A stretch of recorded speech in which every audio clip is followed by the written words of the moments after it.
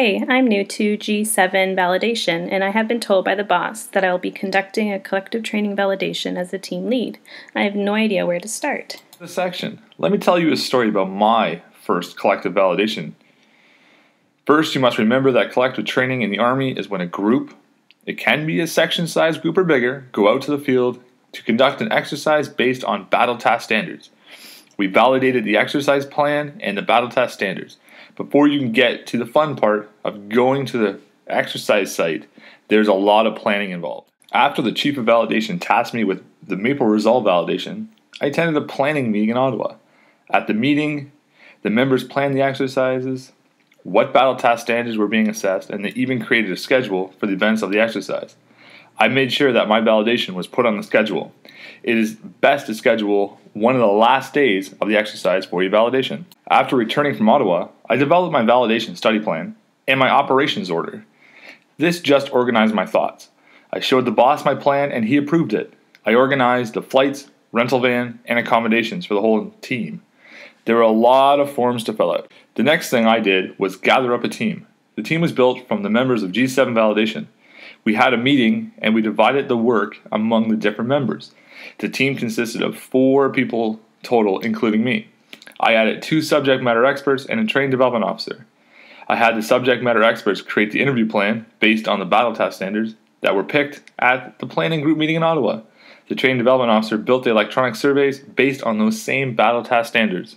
I worked with both the subject matter experts and the training development officer to ensure that our data collection tools were completely correct. We had another team meeting where we practiced and tested the tools.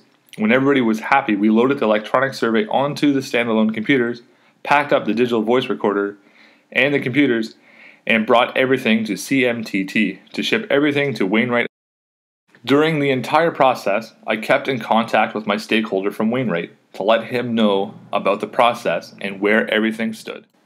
That sounds like a lot of planning. It is, but the better you plan it out, the easier it is when you get to your validation site to collect the data. The day came that we waited for. We boarded the plane and flew to Edmonton. We used our rental car to drive to Wainwright, Alberta, a long drive. When we got to Wainwright, we met with the stakeholder and set up our validation site. We double-checked our computers and voice recorders. Everything was ready. So how did everything go? It was a long day of data collection, but my team was great. We gathered all the data from the interviews and surveys and did initial analysis. We packed up all of our equipment. I then contacted the stakeholder and gave him a sit rep on the validation. He was very pleased. After we returned to Kingston, the team conducted a thorough analysis of the data. We used the findings, interpretations, and recommendations chart to gather all of our ideas. The analysis of the data took a lot of time, but it's important to spend the time on it because you want to get things right. What did you do with the findings, interpretations, and recommendation chart? I sent it to my stakeholder. He had a look at the chart and sent it back with his comments. We had a phone conversation about the information and ensured that we were both on the same wavelength. It is important to have an open line of communication with your stakeholder. The last step was to write the report. This step was easier than you think because of using the findings, interpretation, and recommendation chart. It saves so much time. The team read my report, we made some changes, and then we briefed the Chief of Validation. We then staffed the report to the General and sent the final copy to the stakeholder. That sounds like quite the process. How did you know what to do? The course taught me a lot of what I needed to do for both individual and collective training validations. Also, on our G7 SharePoint site, you can print out the entire course book.